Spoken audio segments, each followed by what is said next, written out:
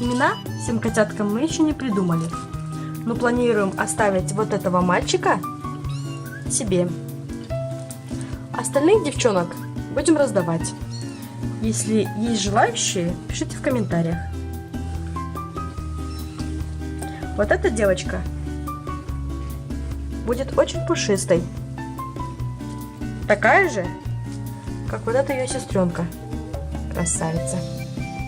Несмотря на свой молодой возраст, вот эта кошечка уже не раз приносила нам мышей.